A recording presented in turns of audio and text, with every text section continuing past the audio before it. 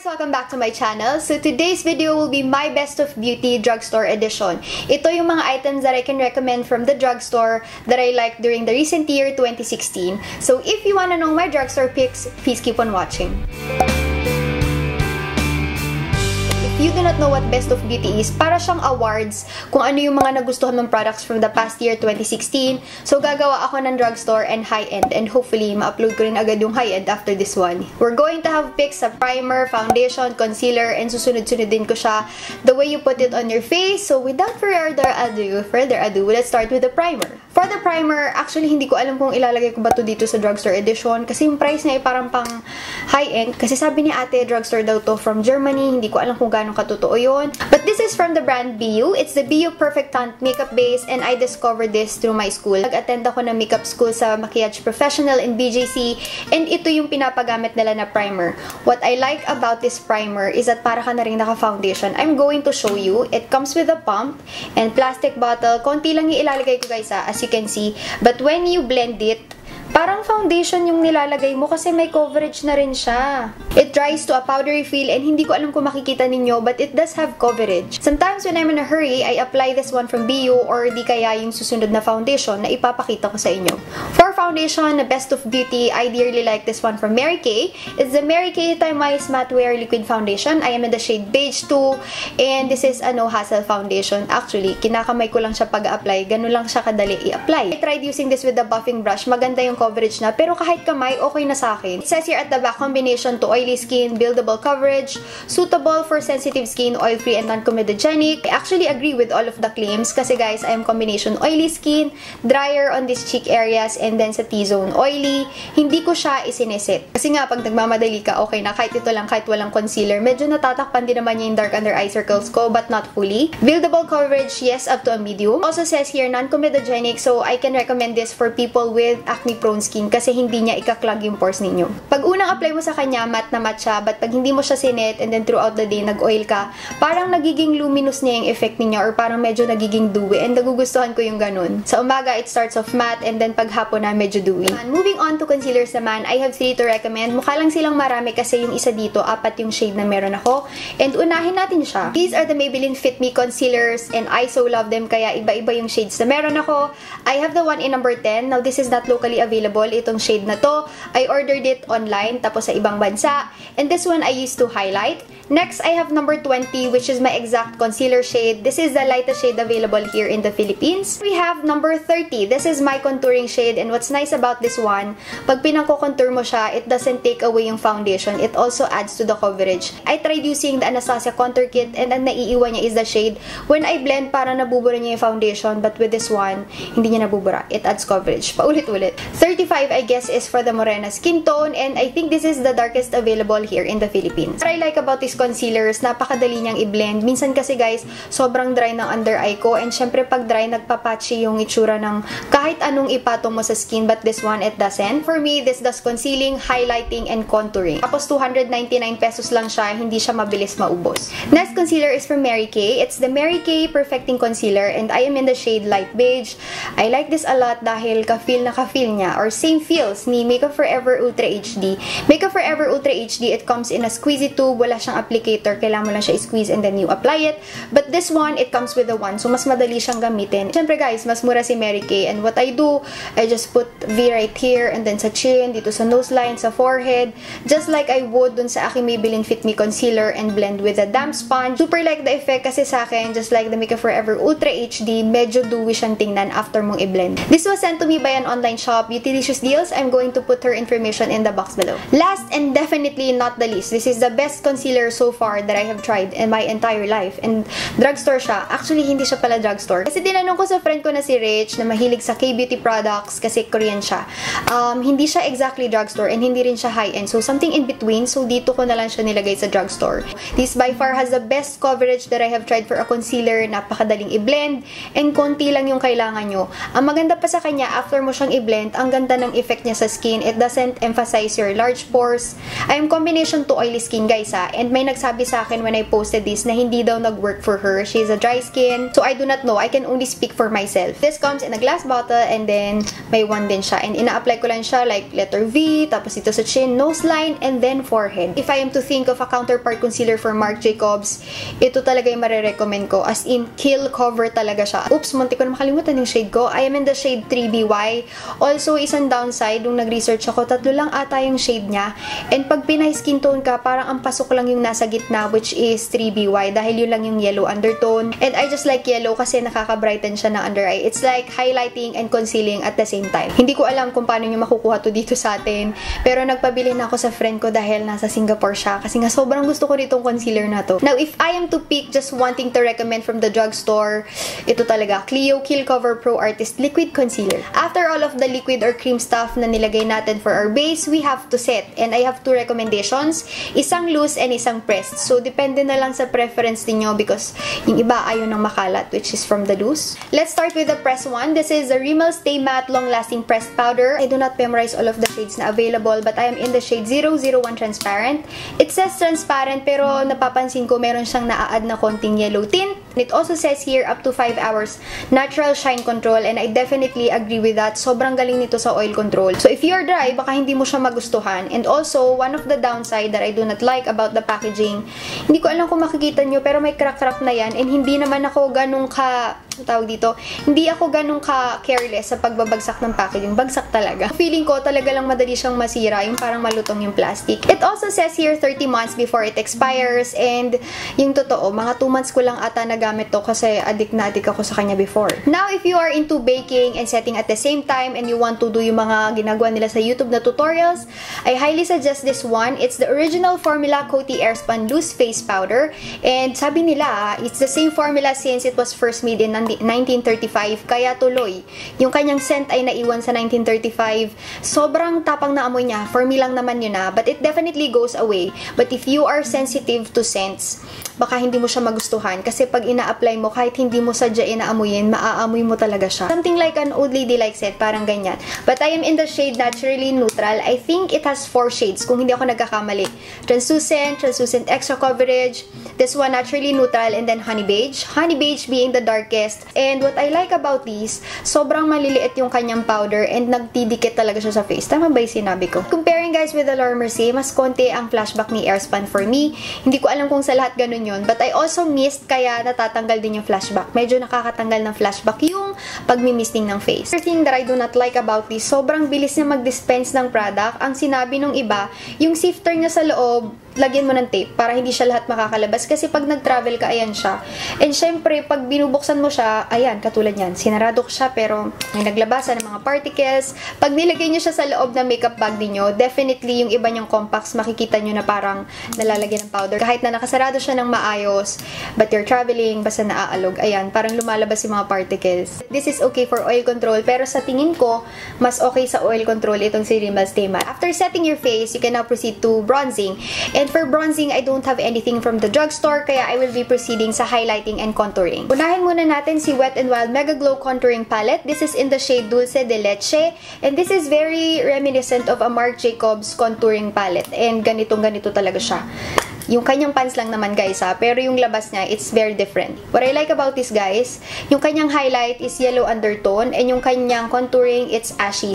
For my skin tone, when I highlight, I much prefer yung matte highlight na may yellow undertone kasi feeling ko mas nakaka-brighten siya. And for contouring naman, maganda na hindi siya reddish kasi pag reddish or orangey, baka yun yung bronzer na. Gustong-gusto ko tong palette na to kasi ang lalaki ng pan, sobrang sulit niya, and pigmented yung powders.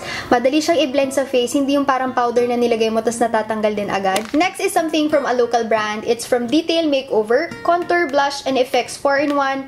Face contouring, bronzing, highlighting, and blushing kit. So, hindi ko na ata kailangan i-explain yun kasi sabing-sabi niya na sa kanyang pangalan. But this is how the palette looks like inside. There are 6 pans, and sa 6 pans na yan, 4 yung nagagamit ko. These 2 blushers, itong isang bronzer na yan, and yung isang contouring shade. This highlight and this contour, hindi ko siya nagagamit. For the blush, it's very pigmented. Konti lang yung kukunin nyo kasi pack na pack siya pag sobrang dami yung kinuha. And what I do, I mix both. Kasi this one is on the orangey side and this one is on the pinchy side. Pinky siya. pinkish side. Ayun, nakuha ko na. And pag minix mo siya, parang peach yung labas niya. And then for this bronzer, I like this one kasi it's not too much. Hindi yung parang kailangan sobrang dahan-dahan mo. Minsan kasi pag bronzer, mas mabigat yung kamay ko. For contouring, pasok na pasok because this is an ashy shade. Ito namang highlight, guys. It's a very subtle highlight. If you do not have any highlighter, pwede na din siya. Pero do not expect this to be like blinding when you face the camera or face the lights. This contour, I do not ever use it kasi parang mapula siya. It also comes with instructions right here. And for me, guys, lalo na kung nagsisimula ka sa makeup, maganda siyang ipag-invest kasi nandito na lahat ng kailangan mo for your cheeks. Sa tingin ko, mga 500 or less than 500 pesos. It's from a local brand. It's nice to support local. There was really a time na tinatamad ako mag-makeup, maglabas ng makeup sa aking drawers.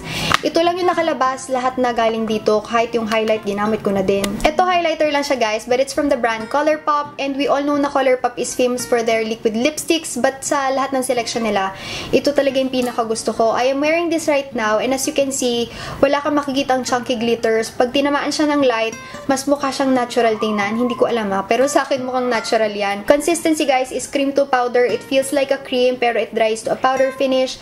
Ayan, hindi ko alam kung, naku, sorry, hindi nyo makita. And that's also the reason why it comes with a screw cap na medyo hassle pag gagamitin mo, kasi pag nagmamadali ka, screw and screw mo pa siya. Pero kailangan na screw siya because it will dry pag hindi screw dahil siya ay cream. Sabi ko na ba kung anong shade, but this is in the shade Smoke and Whistles. This is my favorite highlighter of all time. Proceeding to blushers, unahin ko na yung pinaka-affordable of them all. It's from Jordana. Made in USA daw siya. It's 149 pesos nung una kong binili, pero ngayon hindi ko alam kung bakit 199 na siya. Nagtaas sila ng presyo. It also looks like the ColourPop packaging. Ina-unscrew mo din and screw to get in and out of the palette or the pan. But these blushers are pigmented. As in, guys, hindi ko alam kung bakit hindi siya nabibigyan ng ganong attention. But I have the shades 17 Rouge, 33 Sandalwood, ang ingay na ng mga manok, 32 Rose Silk, and lastly, ito ay, sorry, ang gulo, 14 Tawny Beige. No mirror inside the compact and no brush. So, kung nagsisimula ka, you definitely have to have your own brush so that you can use them. Minsan, pag mura yung blush, napapansin ko, mabilis siya matanggal. But with this one, hindi naman mabilis matanggal sa akin. Jordana powder blushers are available sa SM Department Store as well as with this one na ipapakita ko sa inyo. It's from Wet n Wild. These are the Color Icon blushers and ito daw yung new formula. Sabi nila, mas pigmented and mas naglalast. I have the shades Apricot in the Middle, Mellow Wine, Pearlescent Pink, and Fantastic Plastic Pink. Out of all of these 4 shades, ang favorite ko is si Apricot in the Middle. This is a nice blush and an earth tone shade na okay for everyday. Hindi siya pink na pink on the cheeks. When you open the packaging, as you can see, there's no mirror, pero may kasama siyang blush brush na hindi naman talaga magagamit kasi sobrang liit niya. Ayan o, parang pang eyeshadow lang siya kung malaki yung space ng lids mo. I do not ever use it. Sana nilagyan na lang nila ng mas malaking blush. Also, with these blushers, konti-konti lang yung paglalagay kasi siya ay pigmented. Blushers are from the brand Milani, and these are one of my favorite baked blushers. Medyo nagka-problema lang ako sa isa kasi nung nahulog siya, natanggal yung pagka-dome, and we all know pagka baked blushers, mas madali siyang masira kaysa sa regular na pressed pan. But I have the shades Bella Rosa, Delicioso Pink, Dolce Pink, Luminoso, and then Berry Amor. From these 5, my favorite is R pala, kasi dalawa sila, Berry Amor and Delicioso Pink. When you open, merong mirror na maliit, and then yung kanyang blush brush, okay din naman kasi medyo malaki siya, so pwede mo talagang pang-apply. Unlike yung sa Wet n Wild, hindi talaga siya useful. If you will look closely sa iba nilang shades na parang ang dami masyadong shimmers, pero okay lang kasi once you tap the brush, natatanggal naman sila. Mabilis lang maluma yung packaging, mabilis matanggal yung nakasurat na Milani, and yung kanyang gold trim dito, mabilis siyang maskarate. We are done with the cheek products and now we're moving on to the lips. And unahin natin yung lip liner. I have 3 lip liner recommendations, 2 of which is from Jordana. It's their Jordana Easy Liner Retractable Pencil for the lips. My favorite is Rose Crush, and then this one, Sedona Lace, na sobrang bright red. Napakaganda niyang gamitin na base pag gagamit ka ng mga red lips kasi as in nakaka-pop siya ng red. And my favorite out of the 3, ito talagang ginagamit ko even if I have high-end lip liners, Essence Lip Liner in the shade 11 in the nude. Super nice nude and creamy siya, hindi siya mahirap i-apply. All of these pala, guys, are creamy. Minsan kasi sa lip liner, you can feel na itinatag mo siya para makita mo yung kanyang pagka-opaque. But this one, ones are all pigmented. Again, available sa SM Department Store. Next, the products are from Maybelline, and these are their creamy mattes.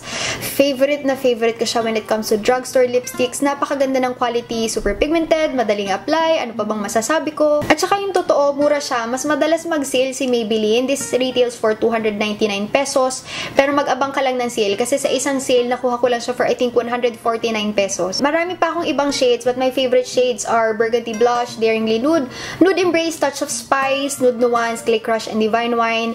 I'm going to try and put everything in the description box below because I know you guys would love to try them out as well. And alam nyo ba na may nakita ako na subscriber viewer sa Bretman Raclas.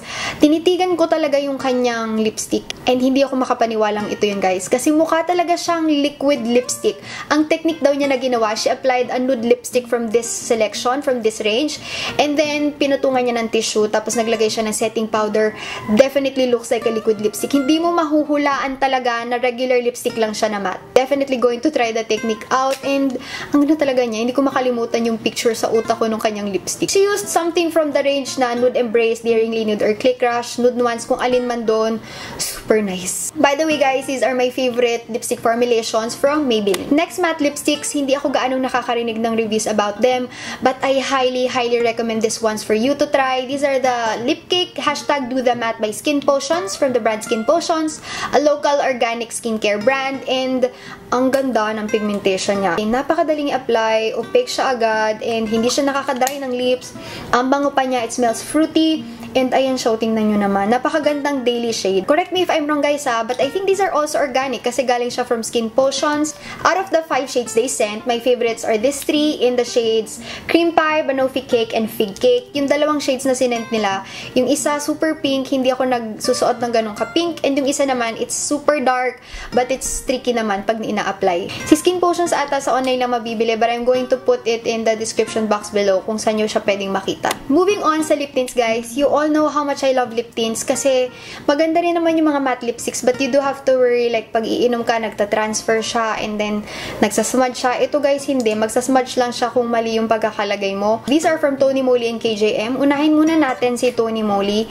Kung nanood kayo ng mga vlogs ko before, you would see this one. Ito yung lagi kong ginagamit and napalitan lang siya ni KJM. Now, I'm back to using it kasi looking back, mas nakakakuha ako ng pigment dito. Hindi ko alam kung bakit. And mas madali siyang i-apply kasi yung kanyang tip ng wand is much more precise. If you have dry lips, I won't really recommend this one for you. Siguro pwede pero magli-lip balm ka on top para mas magstay siya and hindi mag-chop yung lips. But the pigmentation is really nice. The other lip tints that I'm talking about is from KJM Cosmetics. And si KJM pala, nabasa ko lang dito sa packaging, is from Davao. Tama, from Davao. And this is a 10 ml water tint. Comes with a roller ball applicator. Yun ang ayaw ko sa kanya kasi wala lang. Mas wala kang hahawakan sa kabilang kamay kasi isang kamay lang yung mag-a-apply. But hindi siya ganun ka-precise. Para sa akin lang naman yun. Minsan, maluwag yung roller ball and parang natatapon siya sa gilid-gilid. Parang ingat na lang kasi pag nasa loob siya ng bag mo, one time, I opened one and tumulo siya sa kamay ko. So, ingat na lang. Lalo na kung yung bags ninyo ay inyong mahal na mahal. Also nice about them, organic sila guys. And marami akong shades nito. Parang lahat ata meron ako, konti na lang yung wala. I have Bittersweet Magenta, Girl Talk, Bloodshot, Summer Kiss, Fused. And then, meron ako sa iba na Tango. And then, I think meron din ako ng Dull. Since I have many shades of this, ang ginagawa ko, I leave sa kotse, sa computer table, sa vanity table, sa iba-ibang bag. Para pag aalis ako, hindi ko na kailangang isipin na baka wala akong dalang lip product. It's also a plus na mura siya and matipid siyang gamitin kasi pigmented din naman siya. Super lagi kong ginagamit, which is Bloodshot. Parang ganyan pa lang yung nababawas ko. Konti na lang guys. Malapit na tayo matapos. Wait lang. We're moving on to mascara and you all know kung ano ipapakita ko. These are my beloved Hair and Make Long and Curl Super Waterproof Mascara. I have been using this for years and nothing beats it. Kala mo naman labanan talaga. But nothing beats it talaga. As in, nakagamit na ako ng high-end. Pero, bumabalik talaga ako dito. Hindi naman siya yung pinakamurang mascara out there. Siguro mabibili mo siya mga around 600 to 700 pesos. Dati meron sa SM pero umalis na yung brand. Sayang. Pero this keeps my lashes fanned out. Kasi yun yung problema ko. I do have length sa aking lashes. But the thing thing is, it's thick straight, as in nakaganyan lang siya. So, parang wala rin akong lashes. I curl it, apply this one, and the curl stays all day. Hindi siya bumabagsak. This mascara doesn't weigh down the lashes. And it also helps in lengthening because it contains fibers. The thing is, the only downside that I find with this one, dahil sa sobrang tagal ko na siyang ginagamit, throughout the day, lumalaglag yung kanyang fiber. Pero, minimal lang naman kasi maganda naman siya sa lashes. Tinatanggal ko na lang ng ganyan. Ayan, ginaganyan-ganyan ko. Hindi ko alam kung may makakapalit pa sa kanya, but what I use on a daily basis is this one in Steady Brown. Maganda yung pagka-brown niya, lalo na when the sun hits your lashes. Para medyo may pagka-ready siya ng konti. Para kakaiba naman, and hindi siya stark na black for everyday. And when I want something na mas may contrast dun sa aking lids, I use the black. And wait lang guys, munti ko na namang makalimutan to mention that these are waterproof. So you really have to have something to remove it. Si Hair and Make, meron siyang mascara remover. I can also recommend the one from Etude House. Kung hindi nyo makita yung kay Hair and Make, it's the Curl Fix Mascara Remover ata yung name nun. Pero may ibang nainis kasi hindi ko daw sinabi na waterproof. So bumili sila, nilagay nila. Tapos sa gabi, hindi nila matanggal kasi sobrang waterproof nito guys. And last but not the least, yes, tapos na rin. Thank you Lord talaga. Pangatlong pagre-record ko na to. But it's the Luminous Cucumber and Mulberry Botanical Facial Mist. It says here anti-aging and hydrating, but do not worry, this won't look oily on your face. Minsan kasi pag sinabi mong anti-aging, parang it correlates with something thick or oily para mas makapag-moisturize. But this wouldn't change the finish of your foundation. This one I use with or without makeup. With makeup guys, this removes the powdery look, and yung kanyang powder particles ni Coty Airs pa na ginagamit ko, mas nagsistick siya sa foundation, and your base, it looks like skin. Hindi siya mukhang nakalutang or parang nakapatong lang sa face, para talagang skin na siya. And without makeup naman guys, I use this as a skin pick-me-upper. Pagka mainit, maalinsangan yung panahon, or feeling ko parang ang daldal ng skin ko, isa-spray ko siya. There is some zing to it pagkakaspray mo. Pero after nun, makikita mo talaga na may glow. I do not know kung sa akin lang yun, but I love this one. Prior to this one, I use my Smashbox Photo Finish. You all know how much I love that primer water, and hindi ko akalain na mapapalitan siya. Kasi guys, si Smashbox Photo Finish Primer Water or Priming Water, ano lang siya, parang something to remove the powdery look. It doesn't really make your makeup last longer. And ito removes the powdery look, but this is also a skin treat. Also love that it's eco-friendly and 100% natural and organic. I hope this helps guys, and sana makatulong lalo na doon sa mga nagsisimula pala mag-makeup, because I know how hard it is to invest on makeup. Dahil nung college ako, sobrang hirap na hirap talaga akong bumili ng makeup dahil mahal sila. Ito na yung mga products na marirecommend ko talaga from the drugstore. I know it's worth your money. Thank you so much for watching, and if you like this video, kindly give it a thumbs up, comment, and subscribe. Thank you! Bye!